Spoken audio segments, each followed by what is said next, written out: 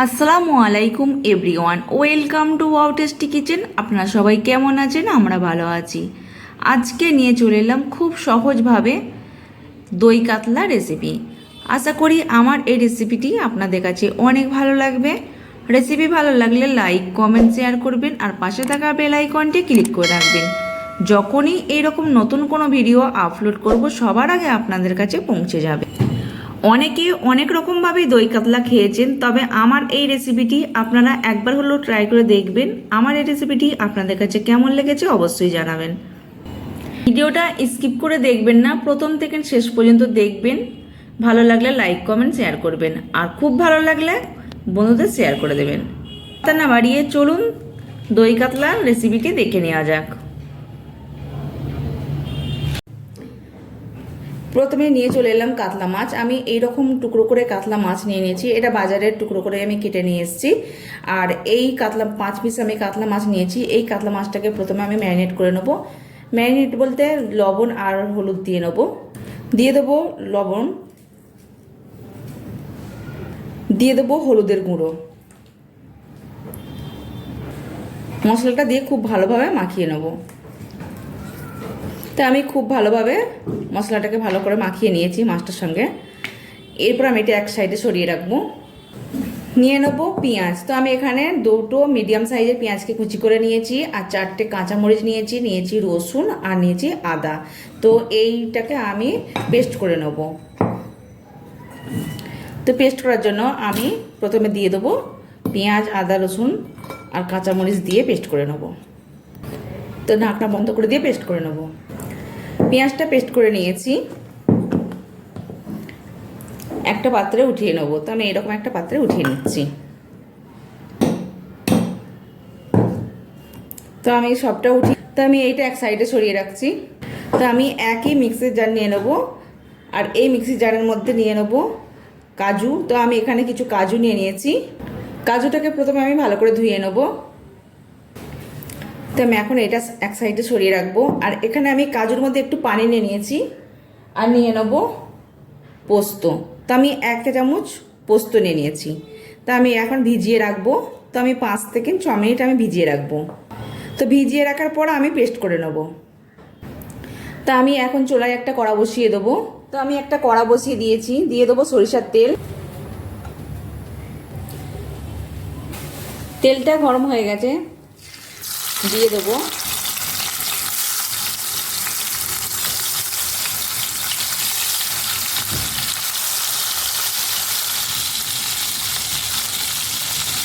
গ্যাসের ফ্লেমটাকে মিডিয়ামে রেখে মাছটাকে হালকা ভেজে নেব।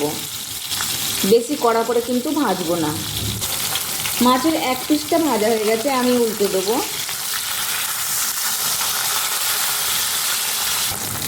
মাছটা ঠিক আমি এইরকম করে ভেজে নিয়েছি। এরপর মাছটাকে আমি উঠিয়ে নেব।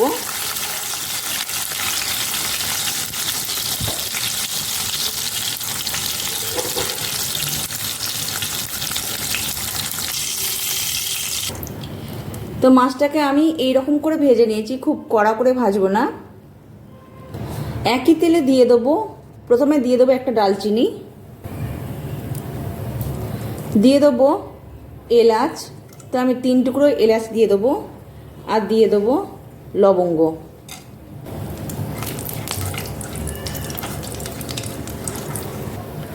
এরপরে দিয়ে দেবো পেঁয়াজ পেস্ট। তো পেঁয়াজের পেস্টটা দিয়ে দেবো। তো আপনারা এখানে চাইলে শুকনো লঙ্কাও দিয়ে দিতে পারেন। তো আমি এখানে শুকনো লঙ্কা দিইনি, যেহেতু আমি কাঁচামরিচ দিয়ে দিয়েছি। তো কাঁচামরিচের পেস্ট করে নিয়েছি, সে কারণে আমি শুকনো লঙ্কা দিলাম না। তো আপনারা চাইলে দিয়ে নিতে পারেন। তো আমি 1 মিনিট এই পেঁয়াজটাকে তেলের সঙ্গে ভালো করে ভেজে নেব। আদা, রসুন আর পেঁয়াজের কাঁচা গন্ধটা চলে যাওয়া পর্যন্ত আমি এটা কষে নিয়েছি। এরপরে দিয়ে দেবো কাজু আর পোস্তর পেস্টটা দিয়ে দেবো। দিয়ে আমি আরও 2 মিনিট কষে নেব।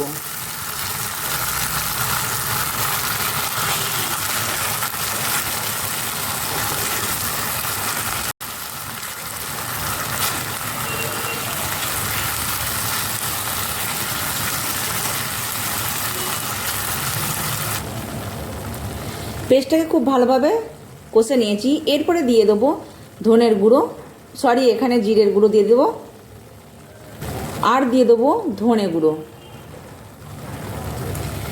দিয়ে আমি 1 মিনিট কষে নেব।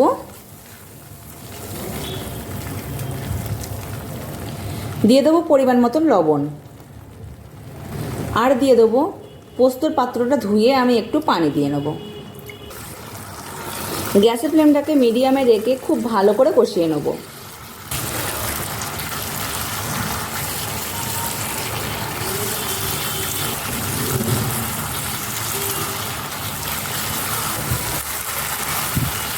খুব ভালোভাবে যখন কষানো হয়ে যাবে আর তখন দেখবেন যে উপর থেকে একটা তেল ছেড়ে আসছে, তো দেখতেই পাচ্ছেন যে উপর থেকে একটা তেল ভেসে আসছে, তখন দিয়ে দিতে হবে টক দই। দিয়ে দেবো টক দই। টক দইয়ের পাত্রটা ধুয়ে আমি একটু পানি দিয়ে দেবো। টক দই দেওয়ার সাথে সাথে কন্টিনিউ খুব ভালোভাবে এরকম করে মিশিয়ে নিতে হবে।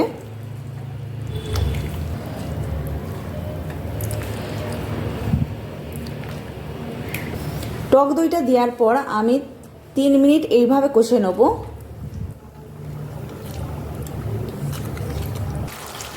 দইটাকে দেওয়ার পর আমি খুব ভালোভাবে কষিয়ে নিয়েছি, আর একবার টেস্ট করে দেখে নিয়েছিলাম লবণটা ঠিক আছে কি না, কিন্তু লবণটা ঠিক আছে। এরপরে আমি একটু পানি দিয়ে নেব।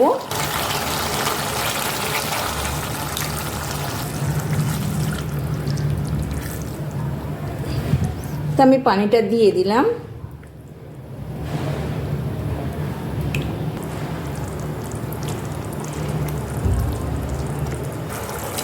এরপর আমি দিয়ে দেবো মাছ। তা আমি আগে থেকে যে মাছটা ভেজে নিয়েছিলাম সেই মাছটা দিয়ে দেবো।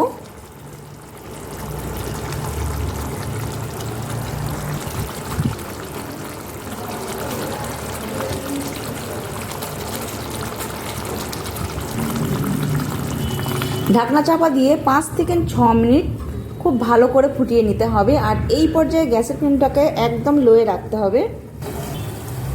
6 মিনিট খুব ভালোভাবে ফুটিয়ে নিয়েছি। তা আমি 3টে কাঁচা লঙ্কাকে চিড়ে নিয়েছি মধ্যিখান থেকে, দিয়ে দেবো। আর দিয়ে দেবো সবশেষে ধনে পাতা কুচি।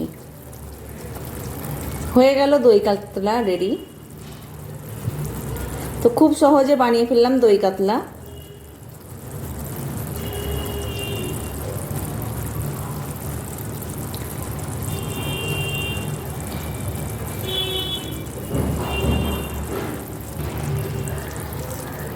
এই পর্যায়ে গ্যাসের ফ্লেমটাকে বন্ধ করে দেবো, দিয়ে পরিবেশন করে দেখাবো।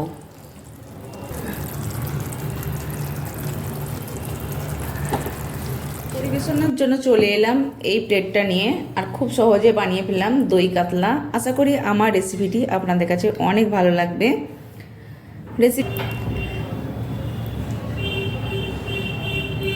আমার এই রেসিপিটি আপনাদের কাছে কেমন লেগেছে কমেন্টে অবশ্যই জানাবেন, জানাতে ভুলবেন না। তো খুব সহজে বানিয়ে ফেললাম দই কাতলা, আর কিন্তু খুবই মজাদার হয় এই দই কাতলা।